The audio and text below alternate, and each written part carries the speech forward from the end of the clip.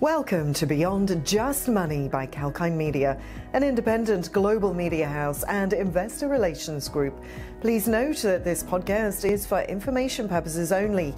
It's not a solicitation or recommendation to buy, sell or hold the stocks of any company or companies or engage in any investment activity under discussion. Kalkine Media is neither licensed nor qualified to provide investment advice through this platform.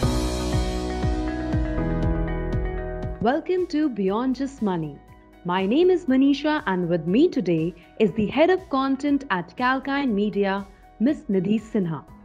Nidhi, when the Bitcoin crashed below the $30,000 mark on 20th July 2021, no one would have thought that it would reclaim the $40,000 level within a week. How are you reading the crypto's movement of late? Thank you, Manisha, for having me on Beyond Just Money. It is always great to share insights on the buzzing crypto market. Yes, you are right. The Bitcoin has rallied by a massive 35.49% from July lows in these 10 days and is trading at around $39,903, which is its highest level in more than 1.5 months. Now let us understand what has caused this Bitcoin rally. Well, probably it is the very same reason that triggered its crash. Tesla Inc.'s mercurial CEO Elon Musk. It was Musk who had triggered the sell-off of Bitcoin in April 2021, if you remember, by publicly voicing his apprehensions about the environment hazard of the digital asset. Looks like it is the same reason now as well. Oh yes, Elon Musk does have that magnetic effect on crypto. Nidhi, what has he done to trigger the rally now? Mr. Musk had publicly said that the company led by him, which is Tesla, won't be accepting Bitcoin from customers for the purchase of electric vehicles. However, recently at the Beavered Crypto Conference, he kind of took a U-turn on Bitcoin when he said most likely the answer is that Tesla would resume accepting Bitcoin. He assured that he was assessing the environmental impact of Bitcoin, a process that is half finished. He also said that he wanted a little bit more due diligence to confirm that the percentage of renewable energy usage is most likely at or above 50% and that there is a trend towards increasing that number.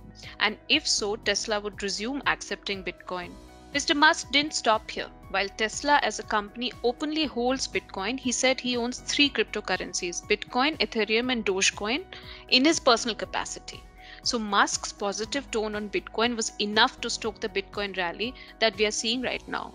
Right, Nidhi. So what does the future hold for Bitcoin? Well, to put it in simple words, Bitcoin might cross the $50,000 mark before the end of this calendar year, if of course the market is left undisturbed.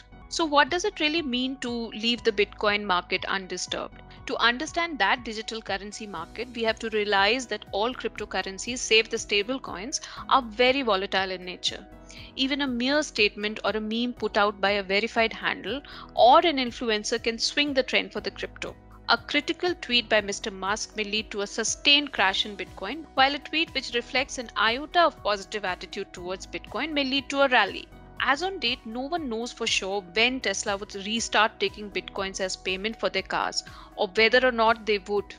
What Mr. Musk said a week back was expressing an intention. If it happens, crypto prices would continue their climb towards the historic level and probably even higher. The move will help a lot in the global acceptance of digital currencies. But one critical statement about the digital asset, and we might have to prepare for the worst. Thank you, Nidhi, for sharing your insights with our listeners. Thank you, Manisha. Cryptos are an ever-changing landscape and we'll have to watch the space to know more. To listen to this podcast again, log on to kalkinemedia.com or subscribe to our YouTube channel. See you soon with yet another insightful episode of Beyond Just Money. Till then, as we say, stay apprised and invest wise with Kalkine Media. Our listeners are requested to make their own inquiries about any investments, and Kalkine Media strongly suggest that the listeners seek advice from a financial advisor, stockbroker, or other professional as necessary. Kalkine Media hereby disclaims any and all the liabilities to any listener arising from any use of the information shared or discussed in this podcast. This podcast is available for personal and non-commercial use only.